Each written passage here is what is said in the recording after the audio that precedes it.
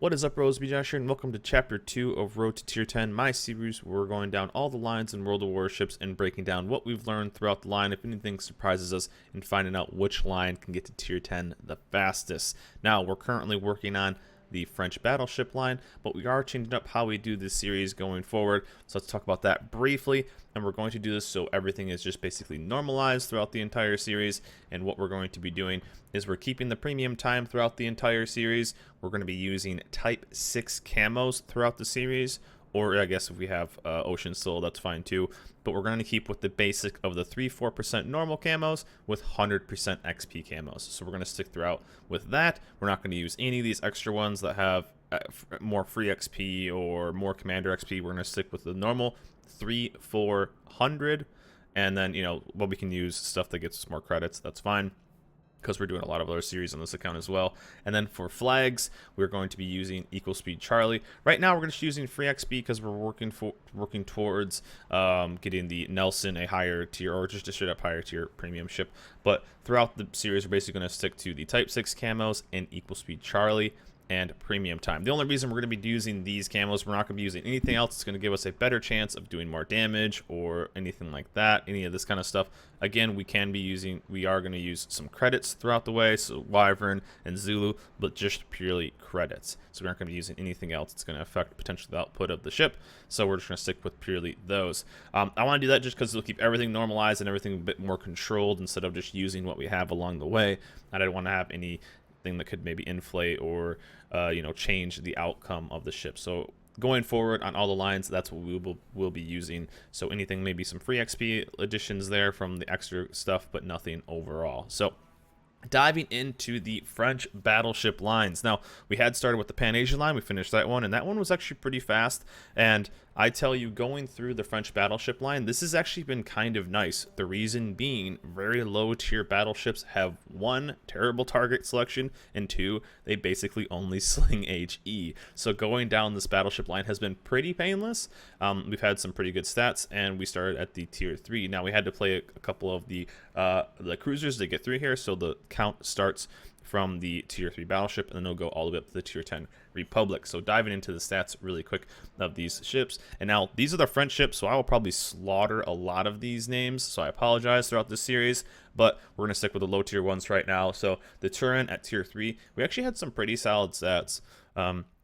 Overall, if we start at the tier 3 right here, 38k damage, just a tad over 30k and a half, which I think is actually pretty solid. We got through it, of course, in 3 games. You'll get through tier 3 ships very quickly. But I found this ship to actually be okay, and the main thing being is that if you're in a battleship, there really aren't too many battleships at tier 3. You only get a few, and that it's mostly just cruisers and destroyers, and really just target selection was massive. So I was able to have a pretty big influence on the game, focusing on cruisers and really focusing on destroyers. As you can see, my destruction ratio was 6.0, which is actually pretty solid. So I don't even think I died. Maybe I didn't throughout those 3 games, but almost 39,000 damage per game was pretty solid with the XP of 1100. But yeah, mainly just focusing on the right targets made this ship pretty solid. Of course, if we ever ran into a CV, there's not much we could have done because there's really no AA of any of the tier 3 battleships. But the good thing about tier 3 battleships is you can get them through them extremely fast.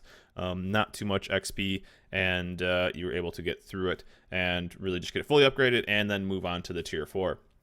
But overall, I found this ship pretty good, and the thing is, I don't know if it's quite a keeper. A lot of people keep like the Nassau, and even the South Carolina right now with its range increase was pretty good. But for what this ship was, the Turin at tier 3, I think was okay, and we got through it. It was pretty painless. Also, one side note, whenever we are going through this series, we are going to have to get all the upgrades. So we aren't going to skimp out on anything. So we will get all the upgrades. So you have to get the ship fully upgraded before we move on to the next one. So, moved on to the tier 4, which is the Corbeil. Again, I will probably slaughter these names, so I apologize, all the experts that will be in the comments. I do apologize. But the Corbeil at tier 4, this thing was absolutely solid. I really, really enjoyed this thing, and the reason being because it was, again, a battleship. You could focus fire on the right targets. You see basically every battleship, not all of them, of course, but a lot of battleships are sticking to HE only. So whenever you went against those, you could just basically smash them. And there were situations where I was at 20,000, they were at 40, and since I used AP, and even most of the battleships, you can overmatch almost all their armor and just get even big hits right in the nose of a lot of these battleships. We were able to do 66k at a tier 4. So took us 3 games to get through the tier 3, took us 4 games to get through the tier 4, just because of this thing just, it did so well. We started to see some major increase in accuracy when it came to this. Downside about both the tier 3 and the tier 4 that I really noticed was overpens, since so many ships, especially our counterparts of the French cruisers, were so lightly armored. So many shells just went right through them. So it was a little bit of a bummer shooting against cruisers. You just got so many overpens, but then of course you can connect with something that's sitting broadside at the right amount of range, and you just absolutely dev strike them off the planet. But overall, this ship was really, really good, and tier 4 matchmaking is probably one of the best in this whole game because of basically the protected matchmaking. So you really aren't going to see anything +2 like you did in the old days. So getting ships around your tiers and was really, really nice. We were able to average a lot of damage. 66k at tier 4 is actually really, really high. So just picking the right targets again. Smashing destroyers life pools are so small, so 2-3 overpens on that would almost knock some of them down to about 2/3 life, half life, especially even if we got a full pen on them. So just focusing on DDs, getting them out of the game, and of course getting cruisers out of the game. We did start to see a little bit of AA with this ship, so we did knock out a couple planes, and we started to see a little bit more CVs, but although we didn't really have too much, and we got through it really quick. So 75% win rate. Almost a 500 increase, about 400 increase from the tier 3 to the tier 4 for XP, which is to be expected, but it should be a bit more gradual than that. That just shows how well we performed in the 4 games we played this ship, and I really, really enjoyed this ship. Again, so improvements were going from getting a bit more accurate. We started to get a little bit more speed, but still kind of slow for tier 4, but that's to be expected. And just really being able to focus. I mean, destruction ratio of 10%, and then average ships destroyed 3. So we were just able to pick ships, and we really started doing some good damage with this one. So for a tier 4 ship, this is actually pretty solid. I enjoyed the ship, and we got through it really, really quickly. Again, only taking 1 more game for a whole tier higher, which was pretty nuts. So the Bretagne, as we go to the tier, we'll jump to the tier 5 really quick. This thing, I remember playing this on my main account and having a really good time. A lot of people would poo-poo on this and say, hey, it's not very good. I hated that ship, blah, blah, blah. And I actually really enjoyed it because this is the first ship you really see a massive jump in the AA. So going from the Corbeil at tier 4, your AA was pretty low, but you could knock down a couple planes, of course, if you had a little bit more of a captain and with their upgrades as well. The Bretagne gets a massive jump in the AA, almost a 4-time increase. So I remember this ship being pretty solid, but when I played this ship, it was not that. It was not that. It wasn't terrible, but I don't remember this ship quite performing like this. Now, there were situations where we did get a lot of good performance out of it, and we definitely did start to see a pretty big increase in its accuracy again. But overall, I felt like, and it may have been the tier 5 matchmaking. Tier 5 matchmaking is by far the worst matchmaking in this game. We probably were bottom tiered 60-65% of our games, way over half, and that's just the downside of, as we said, in tier 4 having great matchmaking, because a lot of the ships there are protected, because they don't get that +-2, they get that +1. So tier 5 kind of gets screwed over there. So we got down tiered a lot. So we were bottom tiered a decent amount, and 2, we started to get those mid-tier maps, and this ship is still relatively slow. So that was a bit of a downside. So what happened a lot of the time was I would go to one side and the enemy team would go to the other, and I'd be screwed over.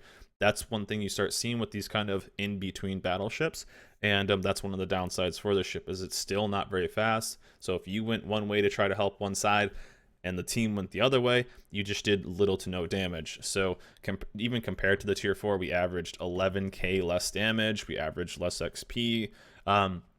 And this probably has to do with one, worse matchmaking, two, bigger maps for still a slow battleship. So the Bretagne didn't quite perform. As you can see, it's the first one that we had a below 50% win rate, 7 and 8. It's still pretty close, but it was a bit more of a struggle playing this ship than I really remember. And I don't really remember being that this, I wouldn't say bad, but underwhelming, I guess is a better word. I remember the ship doing pretty well, and I've always kind of defended this. But when I played it, it was again lots of overpens. It took us a little while to get kind of used to this ship.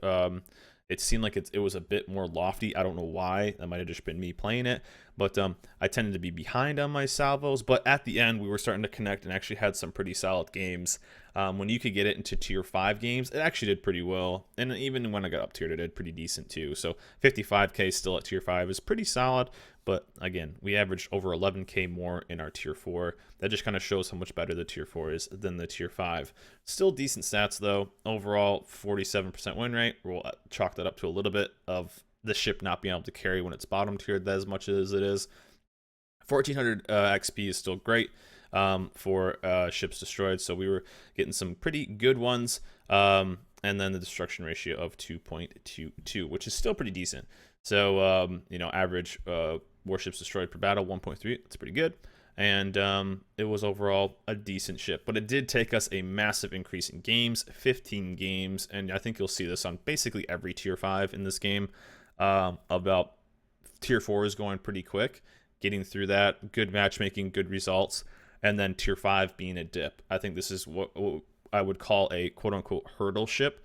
You tend to see those in a lot of tier 5s, sometimes tier 7s, and then a lot of tier 9s I would consider hurdle ships, about being kind of mediocre. Now that's different throughout a lot of ships, but you see it in like the Freddy at tier 9 for the German battleship line. The Izumo tends to be a hurdle ship for a lot of people. Those are, I would consider those hurdle ships. Each line has their own and they're kind of spread out, but tier 5 tends to be a decent amount because there's a bit of a growing pain and the matchmaking is there. And then overall, you see them kind of later down the line as well. But really, overall, I remember this thing being a lot better than what it was. Maybe I just got unlucky, and we could chalk it up to a little bit of the matchmaking, but still, the downsides of the ship kind of shined when I played it the second time. So we already got onto the Normandy, but we'll save that for the next series. But the tier 3, the tier 4, and the tier 5, really not too bad. I'm liking the overall play of the battleships. I'm liking it because, again, we're in those kind of lower to mid tiers, the 3, 4, and the 5 when we were playing them. And it was just, we were able to take advantage of just our knowledge of the game because, one, target selection is terrible at those tiers, and two, nobody's really shooting AP.